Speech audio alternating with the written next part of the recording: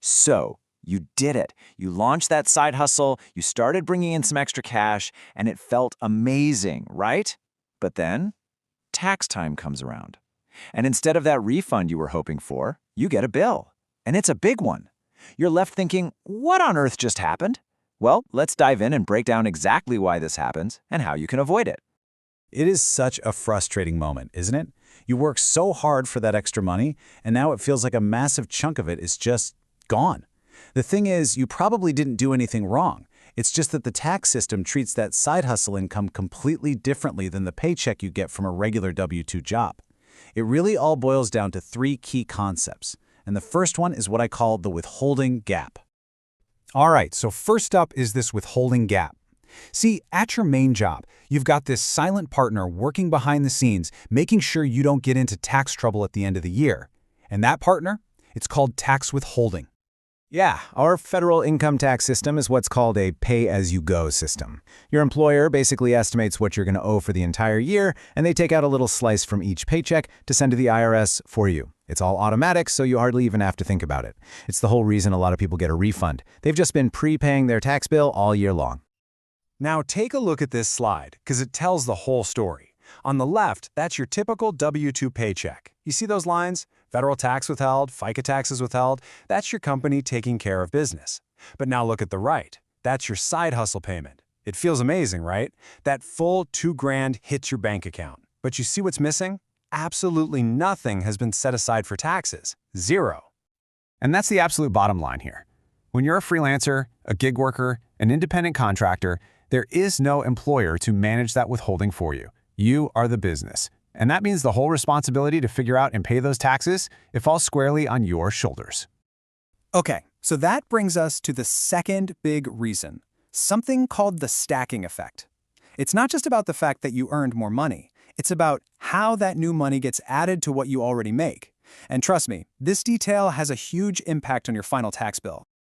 The best way to think about our tax system is to imagine a series of buckets. The first dollars you earn in a year go into the 10% tax bucket. Once that's full, the next dollars you earn spill into the 12% bucket, and then the 22% bucket, and so on.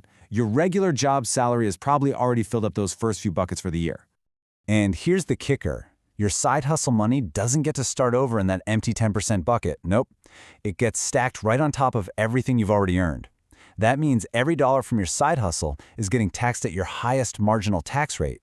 So that small bit of extra income gets a surprisingly big tax hit. This is such a key detail to remember. Your tax isn't just a simple percentage of the payment you got.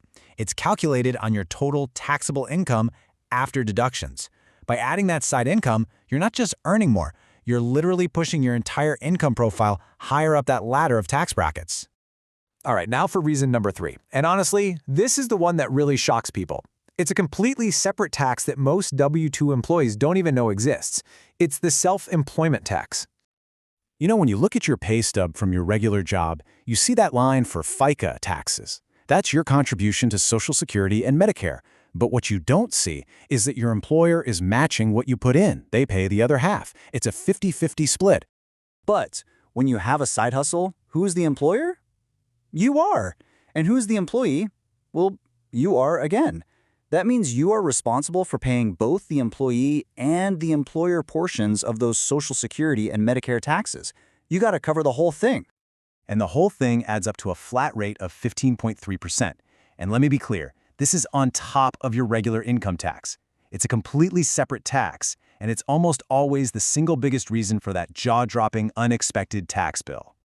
So where in the world does that 15.3% number come from? Well, it breaks down like this. 12.4% goes to Social Security, for retirement and disability benefits, and the other 2.9% goes to Medicare. You're just paying both the employee half and the employer half, and that's the total.